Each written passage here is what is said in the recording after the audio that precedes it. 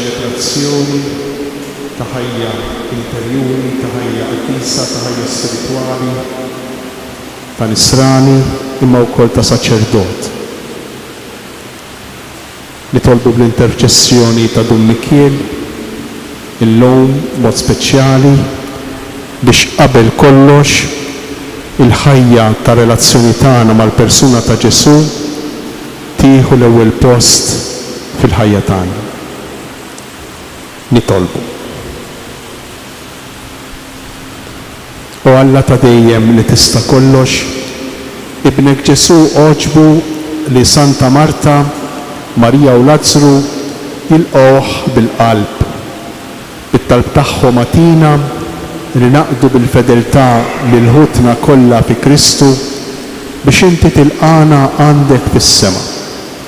Bibnek Ġesu Kristu Sidna li hu Alla u miegħek jgħix u jsaltan flimkien mal-Ispirtu Santu għal dejjem ta' dejjem. Amen.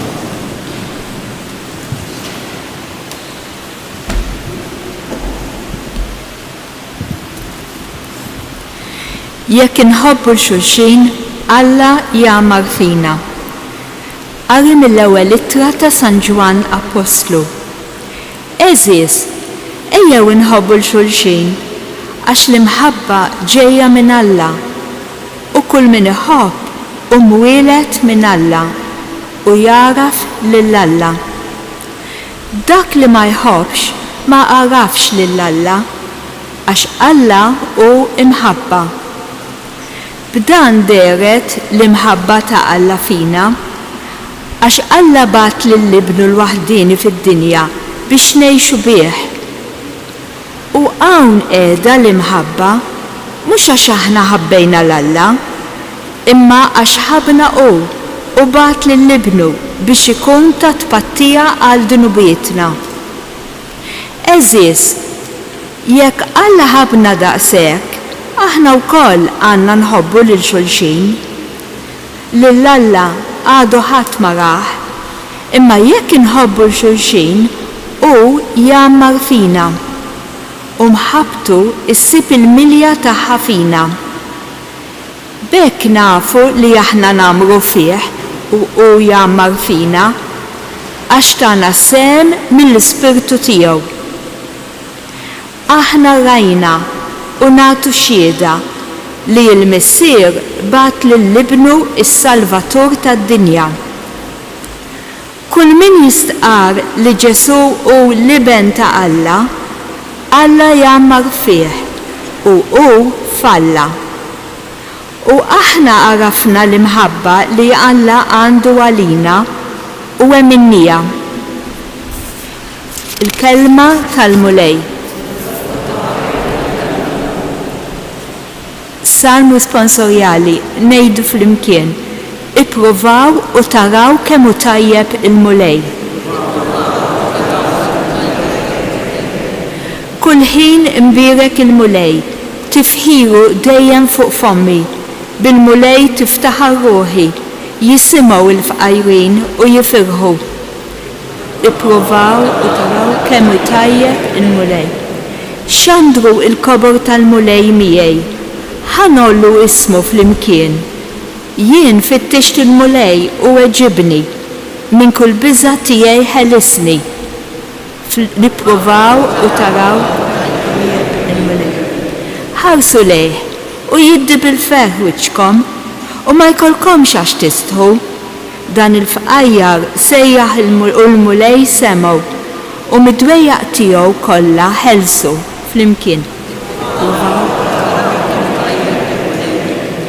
L-anġlu tal-mulej jassess madwar dawk li jibżgħu minnu u jeħlishom. Ippruvaw u taraw kemm hu tajjeb il-mulej ħin il-bniedem li jistkenn fih flimkien. Ibżgħu minn mulej għad-disin tiegħu, xejn ma jonqsu min jibża minnu, is-setana jiftaqru u jbatu l-ġuħ. Min ifittex lill-mulej xejn ma jkun jonqsu flimkien. Jekk jogħġobkom inqumu bil-wieqfa.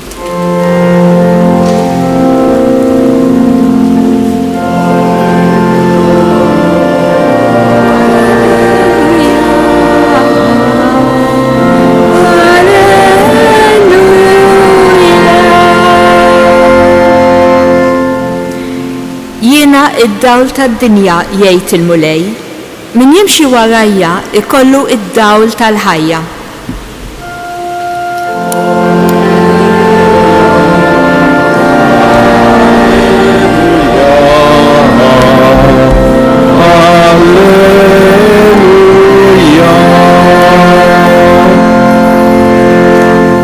Il-mulej magħkom. Qari mill-Evanġelju skont San Ġwan. F'dak iż-żmien ħafna Lut kienu ġew għand Marta u Marija biex ifarġuhom minħabba ħuhom. Kif mela semet li kien ġej Ġesu, Marta ħarġet tilqew iżda Marija baqgħet id-dar. Marta qalet lil Ġesu, mulej, kieku kont hawn ħija ma kienx imut, imma wkoll issa jiena naf li kull ma inti titlob lil Alla, Alla jagħtihulek. Ġesu qalilha, ħuk jerġa' iqum. Qaltlu Marta, jien naf li jerġa' jqum fil-qawmien mill-imwiet fl-aħħar jum. Qalilha Ġesu, jienu il-qawmien u l-ħajja. Kull min jemmen fija u kull jekk imut jgħix, u kull min jgħix u jemmen fija dan ma jmut qatt. Temnu inti dan? Iva mulej weġbitu, jiena nemmen li inti il-Messija, l-Iben ta' Alla, dak li ġie fid-dinja. Il-kelma tal-mulej.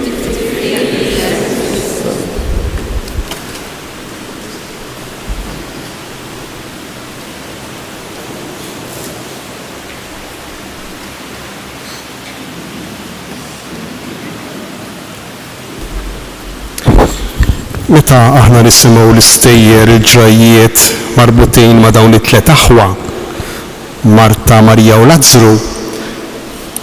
Ħafna drabi jiġrilna li nieqfu fuq kull storja u ninsew naqduhom flimkien u ninsew li hija ġrajja ta' aħwa, ta' familja.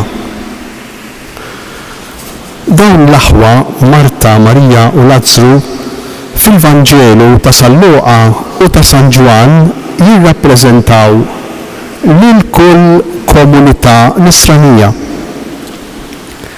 F'din il-komunità nisranija l-ewwel waħda, komunità magħmula minn aħwa m'hemmx missirijiet u lanqas ulied. F'Betanja m'hemmx missirijiet u lanqas ulied, hemm biss aħwa fil-Vanġelu. Din il-komunità nisranija tilqa għandha lil Ġesu. Ġesu huwa fiċ-ċentru ta' din il-komunità. U kif tiftakru, kif rajna milux fil-Vanġelu tal-Ħadd, din il-komunità toqgħod f'riġlejn Ġesu tisma' il-kelma talla. Din il-komunità toqgħod f'riġlejn Ġesu u wara li tisma' l-kelma taqdi. Komunità li tħobb, li taqdi. U din il-komunità kif insibu fil-Vanġelu ta' San Ġwan, wara li Lazzru jqum mill-mewt tagħmel l-ikla tal-irxuxtati. Għalija jkun hemm Ġesu tiċċelebra l-Ewkaristija. Hija rappreżentazzjoni ta' kull komunità nisranija oħra għalfejn qiegħed ngħidu dan. Għax aħna ma nistgħux naqgħu il-figura, il-persuna tas-saċerdot Don Michele Attard mill-komunità nisranija. Dan għodu di saċerdot żgħir fejn iżagħżugħ li ma jaħdimx hawn jaħdem barra. U għalli Don Anton għalli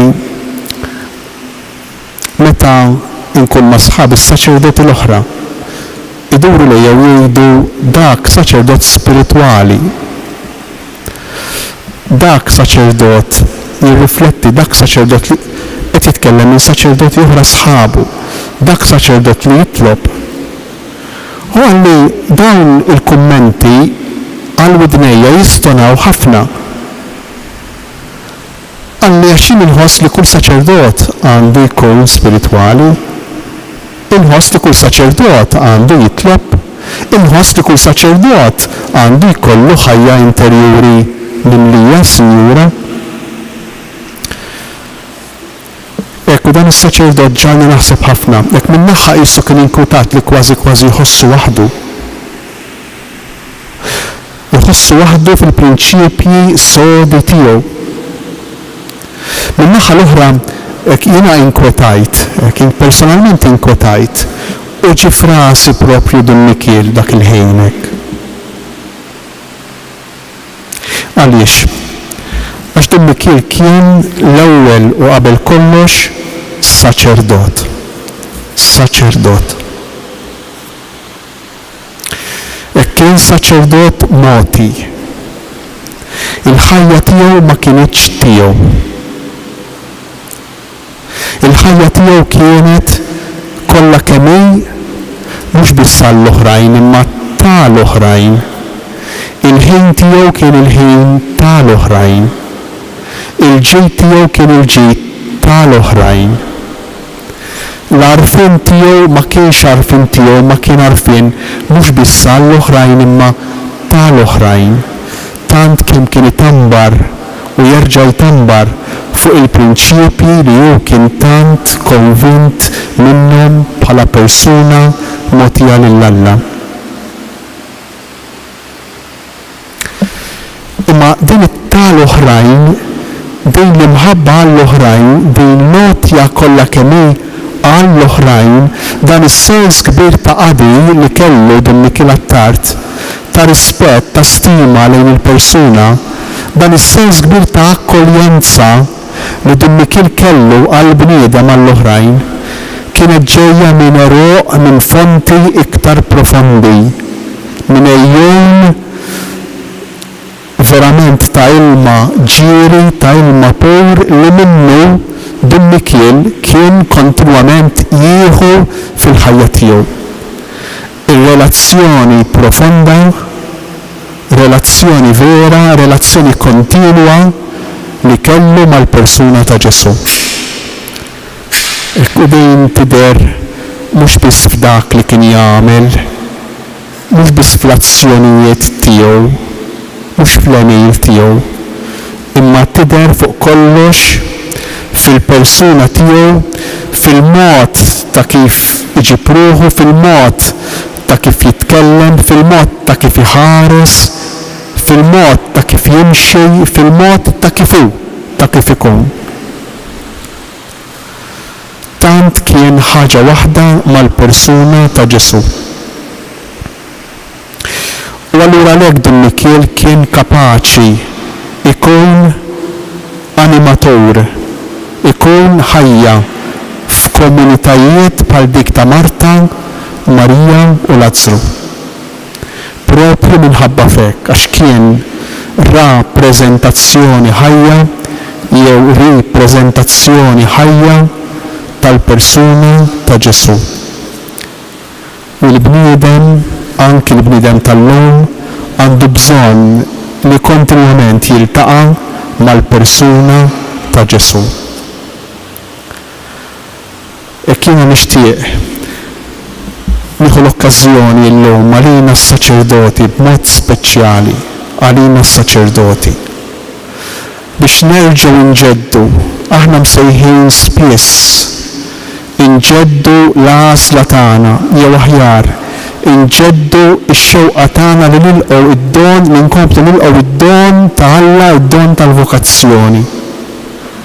U nixtieq verament inħeġġeġ lili nnifsi lis-saċerdoti sħabi biex fuq l-eżempju ta' dan il-bniedem, ta' dan is-saċerdot, aħna mhux tant nitħabtu nistinkaw biex nagħtu, biex nagħmlu, biex norganizzaw, biex nippjanaw, imma fuq kollox nitlob bl-intercessjoni ta' Don Michiel biex Alla jqawwina u jħeġġiġna, jagħtina enerġija dejjem ġdida biex inniżlu l-eruq tagħna fil-font fil-persuna ta' Ġesu. Jekk ma jiġrix dan, ir-riskju jkun li nkunu impjegati, li nispiċċaw biex nkunu professjonisti tal-kult. Ma nkunux persuni ikkonsagrati. Ek nixtieq nitlob verament din il-grazzja lil Don Michiel Attard il-lejla u nixtieq nitlob lilkom eżis ħuti Sara biex titolbu għalina. Titolbu biex aħna biex il-Minu jagħtina din il-grazzja għax minn hawn jitlaq kollox. Minn hawn jitlaq kollox.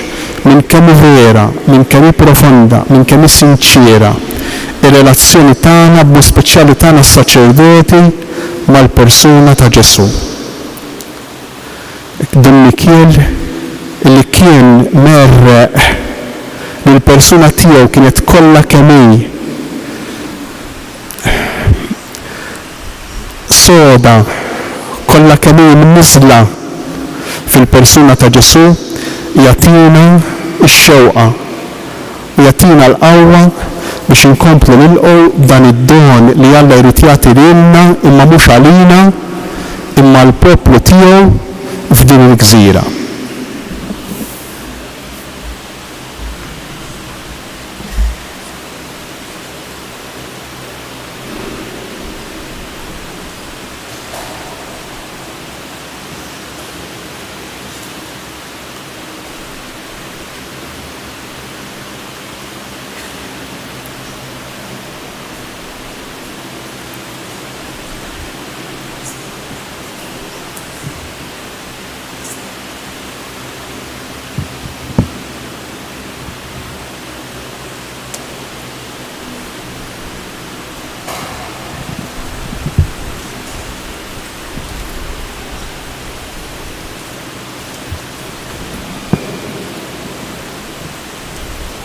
Fiduċja sħiħa fil-missier jew nresqu it-talbiet bix-xewqat tagħna talbit mod partikulari marbutin max-xewqa tagħna li nilqgħu id-don tal-Alla.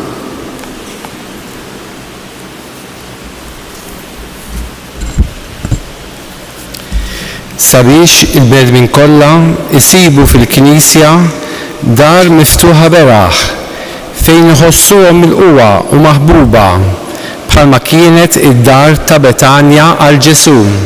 Nitolbu. Isma'na nitolbuk mulej. Sabiex il-mexxejja tal-popli iħabirku ħalli fid-dinja kulħadd ikollu saqaf fejn jisken. Nitolbu. Isma'na nitolbuk mulej. Sabiex dawk li m'għandhomx dar fejn joqogħdu isibu min jilqagħhom u jaqdihom bl-istess imħabba li bija Marta kienet tilqa' għandha lil Ġesu. Nitolbu. Isma'na nitolbuk mulej. Sabiex il-laqgħa tagħna ma' Ġesu fil-kelma u fl-Ewkaristija bħal Marija tallimna nfittxu dak li jibqa' għal dejjem. Nitolbu. Isma'na nitolbuk mulej. Nitolbuk mulej biex jekk hija r-rida tiegħek inti tiglorifika lil Dum Mikiel u bl-interċessjoni tiegħu lilna tagħtina l-grazzja li tant nixtiequ u li bil-ħerqa u b'fidi fik qegħdin inresqu quddiemek. Nitolbu. Isma'na nitolbuk mulej. Nitlob il-mulej bl-interċessjoni ta' Dum Mikiel biex jagħtina lilna s-saċerdoti li nfittxu dejjem l-essenzjal dak li għandha verament bżonn il-komunità. Is-smieħ tal-kelma, iċ-ċelebrazzjoni tal-Ewkaristija u x-xhieda fl-imħabba, mod speċjali lill-foqra u l-missjonijiet li tant kien jgħoż Dum Mikiel. Nitolbu. Nroddulek ħajr missier qaddis għad-doni tiegħek imma l-iktar għall-istess ibnek Ġesu Kristu Sidna moti għalina u li jgħix u jsaltan għal dejjem ta' dejjem. Amen.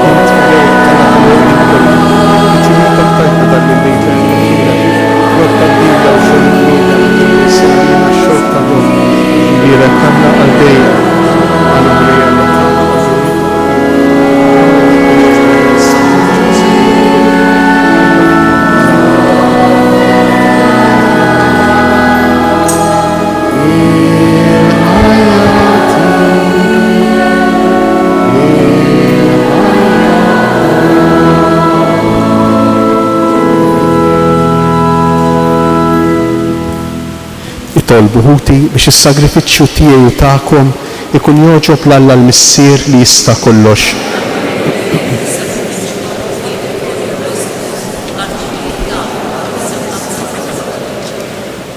Aħna u nxandru mulej l-ġubijiet kbar li jint għamilt mal-aħwa ta' Betanja, fiċ-ċokontana nitolbu l-kobor tiegħek biex kif lilek oġbitek ix-xhieda ta' mħabbithom hekk ukoll jogħġbok tilqa' s-servizz tagħna għaddejja tiegħek bi Kristu Sidna. Il-mulej magħkom, nerfgħu qlubna l-fuq. Niżżuħaj lill-mulej Alla tagħna. Sewwew xieraq tas-sew mulej missier qaddis Alla ta' dejjem li tista' kollox, tajjeb u taġid tas-salvazzjoni tagħna u dejjem u kullimkien nroddulek ħajr. Lilek tfaħħar il-ġema tal-qaddisin fis-sema u l-ġieħ li inti tagħtihom għal merti tagħhom u ġieħ moti lill-istess doni tiegħek. Int allimna bl-eżempji ta' ħajjithom u tieqaf magħna bl-għajnuna tat-talb tagħhom. U aħna mdawrin minn sħaba kbira ta' xieda b'qalbna qawwija niġru triq li għandna qudiemna biex niksbu magħhom il-kuruna tas-sebħ minsuġa minn wart li qatt ma jitbiel bi Kristu Sidna. Għalhekk mal-anġli u mal-arkanġli u mal-ġema kottrana tal-qaddisin intennu l-innu tat-tifħir tiegħek u ngħidu bla eda.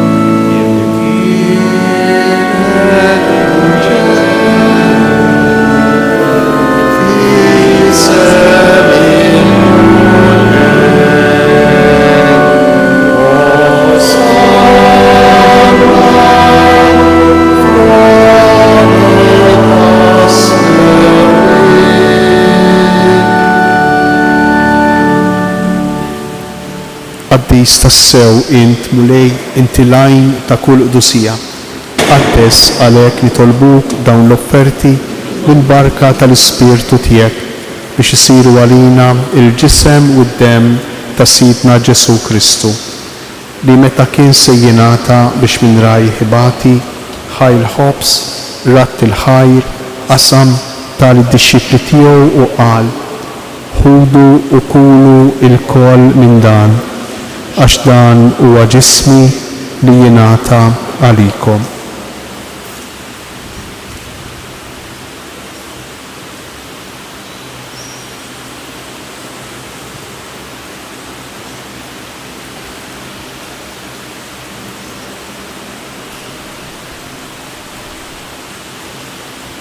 Ekk ukoll wara li klaħ l-kalċi reġa' ratt il-ħajr tal-disċipli tiegħu u qal ħudu u jxorbu minnu l-koll, għax dan huwa l-kalċi ta' demmi tal-patt il-ġdid li jibqa' dejjem, id-dem li jixxerret għalikom u għall-bnedmin kollha għall-maħfra tad-dnubiet għamlu dan b'tifkira tiegħi.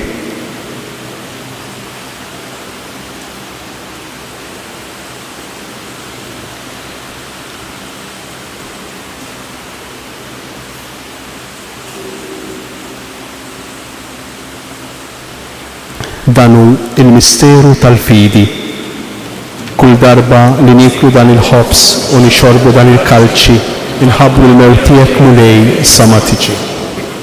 Għalhekk aħna u nagħmlu dan b'tifkira tal-mewt u l-qawmien ta' Sidna Ġesu Kristu nofrulek mulej il-ħobs tal-ħajja u l-kalċi tas-salvazzjoni u nroddulek ħajr għax oġbok tilqana hawn quddiemek biex naqduk u miċ-ċokon tagħna nitolbu li l-Ispirtu Santu jaqadna f'ġisem wieħed lilna li nieħdu sehem mill-ġisem u d-dem ta' Kristu. Ftakar mulej fil-Knisja tiegħek kien ċerda mad-dinja kollha u wettaqa fl-imħabba flimkien mal-Papa Franġisku, mal-Isqof tagħna Anton u mal-Ministri tiegħek kollha. Ftakar ukoll li raqdu bit-tama tal-qawmien, ftakar fil-mejtin kollha, daħħalhom quddiemek fid-dawl tas-sebħ tiegħek. Ħenna għalina l-koll li tolbuk, għati lilna wkoll il-wirt tal-ħajja ta' dejjem flimkien mal-Verġni Mqazza u Alla Marija, mal-Apostli, mal-Qaddisin kollha, ma' Santa Marta u dawk li jgħixu fil-ħbiberija tiegħek sa mill-bidu tad-dinja. Għamli magħhom infaħruk u nsebħuk b'Ġesu Kristu ibnek.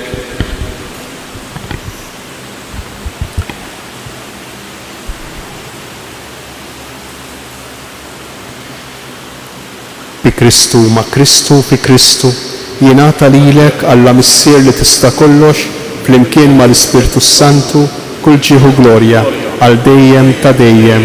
Amen.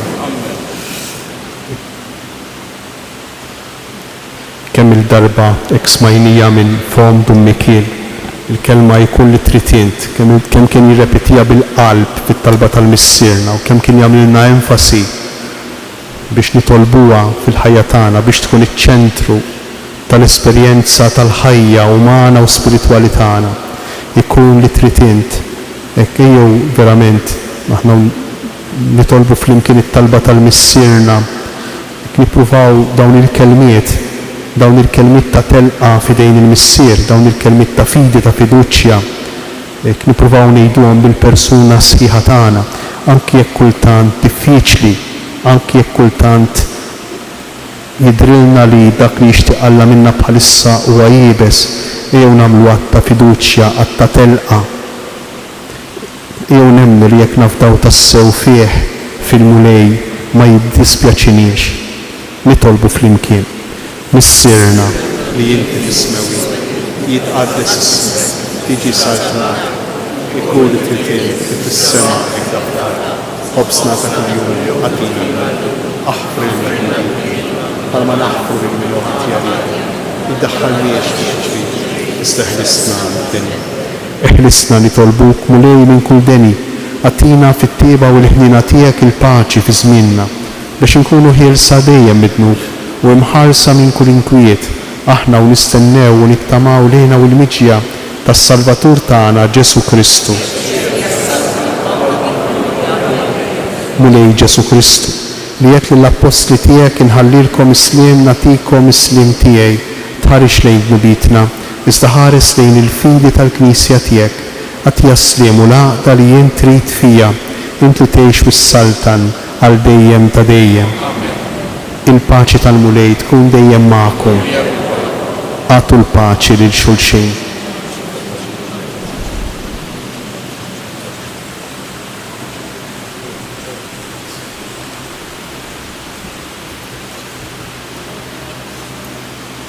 ħaruf Talla li tneħħi d-nubiet tad-dinja ħilna lina. ħaruf Talla li tneħħi d-nubiet tad-dinja ħilna lina. ħaruf Talla li tneħħi d-nubiet tad-dinja ħilna lina.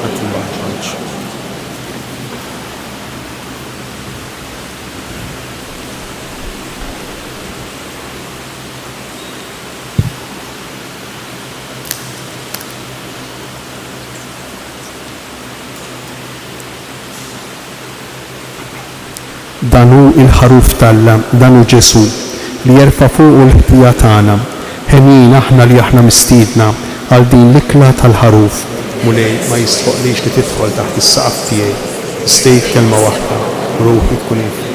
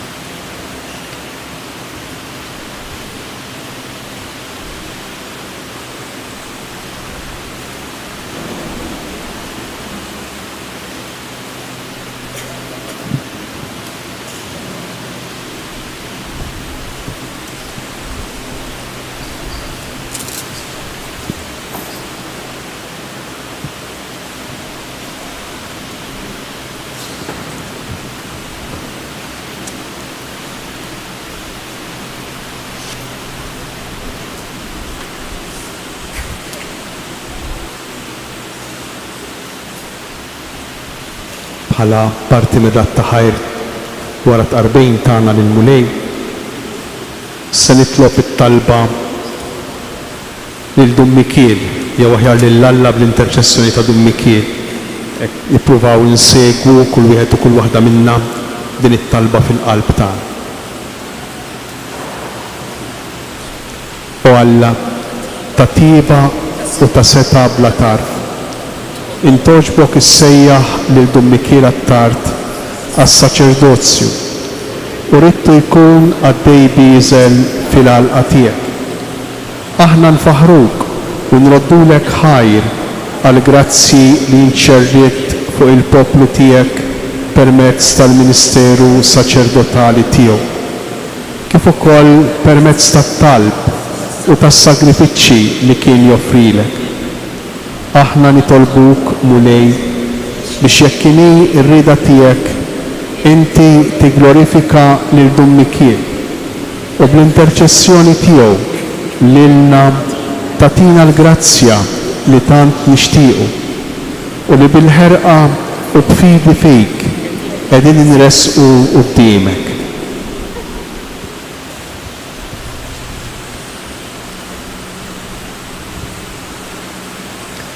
Nitolbu.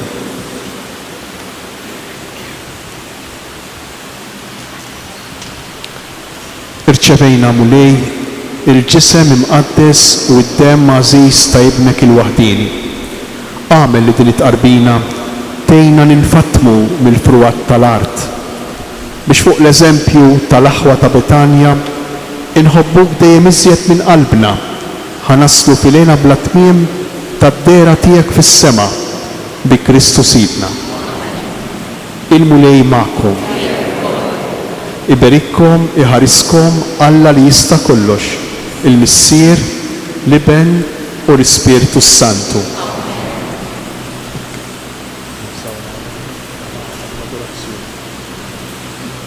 Nifakrukom li għada wara l-quddisa ta' 8 ta' filgħodu, ta' 8:30 ta' filgħodu,